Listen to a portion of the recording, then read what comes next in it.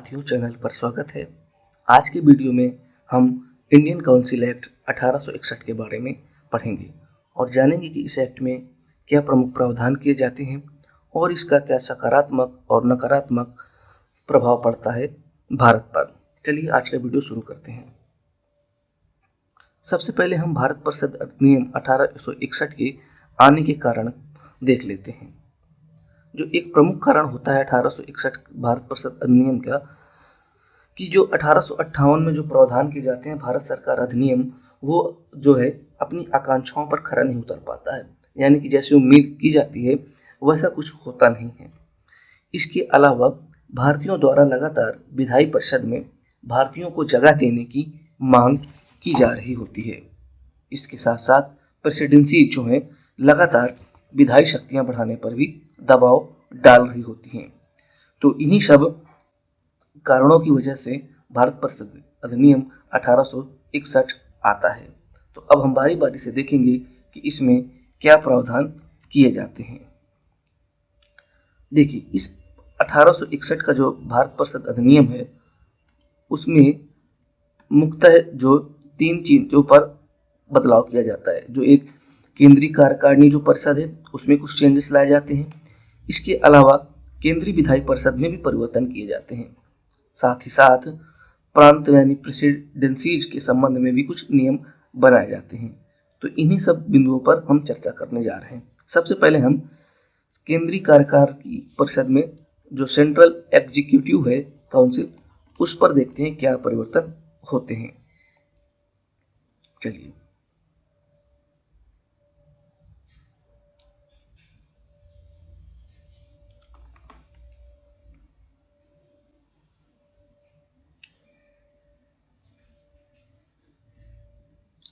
इस एक्ट के माध्यम से जो वायसराय की जो एग्जीक्यूटिव काउंसिल थी उसकी सदस्यों की संख्या बढ़ाकर 5 कर दी जाती है। यानी कि अभी तक जो 4 सदस्य थे अब उनमें से 5 सदस्य हो जाते हैं। 5वां सदस्य विधिवेत्ता के रूप में रखा जाता है। यानी कि अब 3 + 2 यानी कि कुल 5 सदस्य हो जाते हैं, जिनमें से 3 साधारण सदस्य होते हैं, एक विधि सदस्य होता है, विधिवेत्ता जिसे कहते हैं, और एक फाइनेंस मेंबर होता है।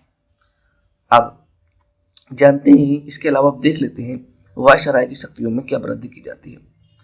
वायसराय को आपातकाल में बिना काउंसिल की संस्तुति से अध्यादेश जारी करने की शक्ति मिल जाती है और इस अध्यादेश की जो अवधि होती है वह 6 माह की होती है।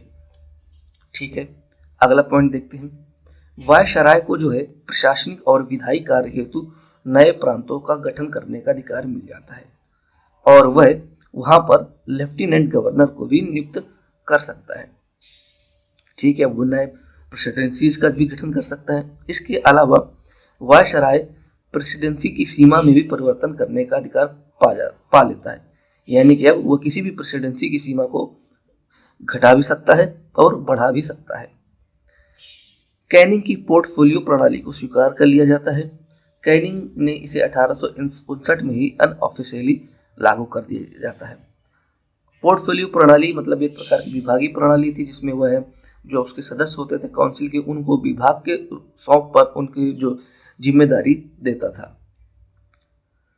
ब्रिटिश अधिकृत भारत की सुरक्षा और लाभ के मामले में वह काउंसिल के मेजोरिटी को ओवररूल कर सकता था। यानी कि कुछ ऐसे मामले जिसमें ब्रिटिश भारत की सुरक्षा और लाभ के हित जुड़े हों, तो ऐसे मामलों में अगर वो उसको काउंसिल का जो मेजोरिटी है जो निर्णय लेती है उसको वो मान भी सकता है, नहीं भी मान सकता। यानी कि उसको फुल राइट है कि वो उसे एग्री करे या ना करे। तो यानी कि वह मेजोरिटी को ओवर रूल करने की उसे पावर मिल जाती है। ठीक है, अब देखते हैं केंद्रीय विधायी परिषद में क्या परिवर्तन किए जाते हैं। Changes in central legislative council. केंद्रीय विधायी परिषद में परिवर्तन। केंद्रीय लेजिस्लेटिव में जो पहले 6 सदस्य होते नामित किए जाते थे, अब उन्हें हटा दिया जाता है। ठीक है, अब उनकी जगह एक, जिन्हें अतिरिक्त सदस्य कहते हैं, या मतलब कि न्यूनतम 6 से अधिकतम 12 सदस्य शामिल किए जाने लगते हैं और इसे जो विस्तारित विधायी परिषद नाम दिया जाने लगता है। ठीक है, अब एक प्रकार की जो विस्तारित विधायी परिषद के नाम से इसे जानते हैं और इसमें जो सदस्यों की संख्या है वो न्यूनतम 6 से 12 के बीच में रखी जाती है। और ये भी प्रावधान किया जाता है कि ये जो 6 से 12 सदस्य हैं वो 2 कैटेगरी के होते हैं, एक सरकारी, दूसरा गैर सरकारी। सरकारी सदस्यों में जो कि अभी जो ब्रिटिश गवर्नमेंट है जो चल रही है, वायसराय की जो है लोग हैं या फिर जो सिविल सेवा से जुड़े हुए उच्च अधिकारी, इन सबको जो सरकारी सदस्यों के अंतर्गत रखा जाता था। और गैर सरकारी सदस्यों में वो वायसराय के ऊपर छोड़ दिया जाता है, वो भारतीयों को लें या किसी और को लें, मतलब कि जो सरकारी पद पर नहीं है उनको शामिल कर लिया जाता है। लेकिन एक बात का ध्यान रखिएगा, इसमें प्रावधान किया जाता है कि जो बहुमत है 6 से 12 के बीच में जो सदस्य हैं उनमें बहुमत सरकारी सदस्यों का होगा। उदाहरण के तौर पर मान लें कि इन्होंने कुल 8 सदस्य रखे हैं, 8 तो बहुमत के तौर पर 4 सदस्य सरकारी होना जरूरी है। ठीक है, 4 से कम सरकारी नहीं रख सकते हैं, 5 हो सकते हैं, 6 भी हो सकते हैं, लेकिन 4 से कम नहीं रख सकते हैं। एक बात ध्यान रखिएगा, ये जो इस एक्ट में कहा जाता है कि भारतीयों को भी नेतृत्व का मौका मिलता है, तो इसमें ये प्रावधान जरूरी नहीं था कि इसमें ये प्रावधान नहीं किया गया था कि जो गैर सरकारी सदस्य भारतीय हो, यानी कि भारतीय सदस्य नामित करने की कोई अनिवार्यता नहीं थी और यह सिर्फ वायसराय पर निर्भर करता था।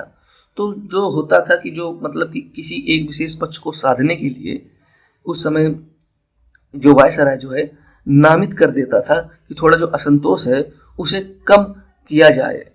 तो इस वजह से अगर ऐसा कोई मतलब कि बाध्यकारी नहीं था कि वो भारतीय को शामिल किया ही जाए।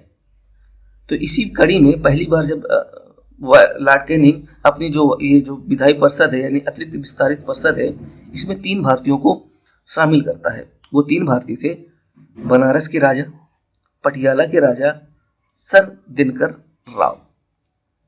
तो ये केंद्रीय विधायी परिषद में जो प्रमुख परिवर्तन होता है।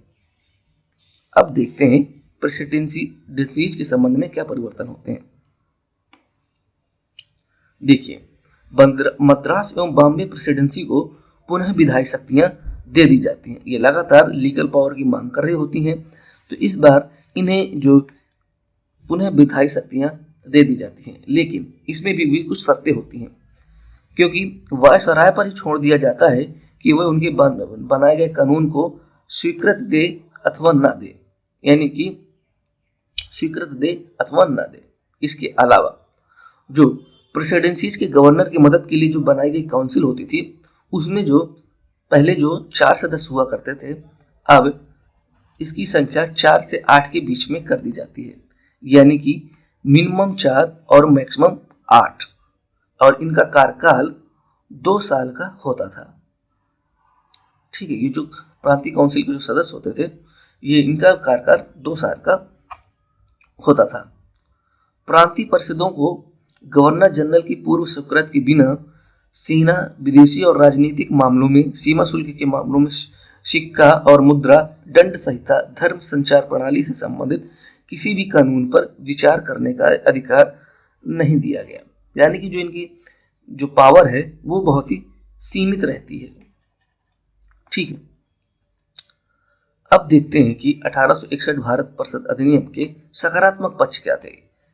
तो इसके सकारात्मक पक्ष की बात करें तो इसमें सबसे पहले तो विभागीय प्रणाली की शुरुआत हो जाती है, यानी कि अब एक जो काम है वो विभागों के रूप में बढ़ जाते हैं और प्रत्येक सदस्य को एक तरह का विभाग दे दिया जाता है, जैसे सेना का विभाग और जैसे भी विभाग काम के अनुसार होते थे वो सौंप दिए जाते हैं।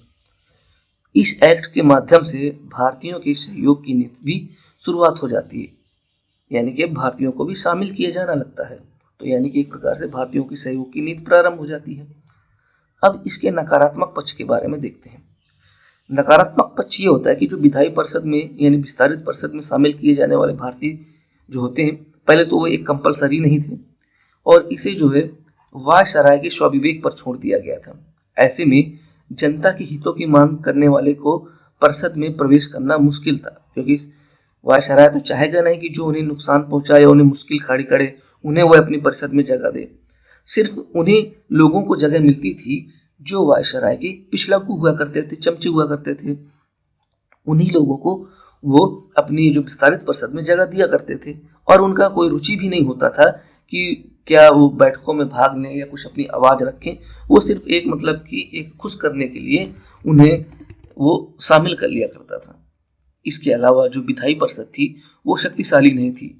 यह एक सिफारसी मात्र समिति की तरह कार्य करती थी, यानी कि जो गवर्नर जनरल है वो वायसराय है वह जो है मानने के लिए बाध्य नहीं था। तो ये इसके जो नकारात्मक पक्ष थे। तो अगर इसका हम सारांश देखें 1861 का जो भारत परिषद अधिनियम है, तो कुछ बातें याद रख लीजिएगा कि एक जो विभागीय प्रणाली की शुरुआत होती है, भारतीयों के सहयोग की नीति शुरुआत होती है, जो प्रश्न बनती है बता दे रहे हैं, ठीक है। जो एग्जीक्यूटिव काउंसिल है उनकी सदस्यों की संख्या 5 कर दी जाती है। विस्तारित परिषद का गठन किया जाता है, ठीक है। ये सब इसके जो प्रमुख जो प्रावधान होते हैं इन्हें याद कर लीजिएगा। तो फिलहाल इस जो 1861 का भारत परिषद नियम है इसमें सिर्फ इतना ही है। परीक्षा की दृष्टि से हमने काफ़ी चीज़ें जो महत्वपूर्ण है वो सभी कवर कर ली हैं।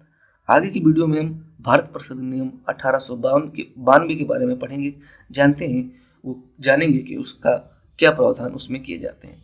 तो अगर आपने इस वीडियो को पूरा लास्ट तक देखा है तो इस वीडियो को लाइक कर दीजिएगा, चैनल को सब्सक्राइब कर दीजिएगा और अपने दोस्तों के साथ साझा जरूर कीजिएगा। मिलते हैं अगली वीडियो में, तब तक अपनी पढ़ाई को जारी रखिए और अपना मनोबल बनाए रखिए।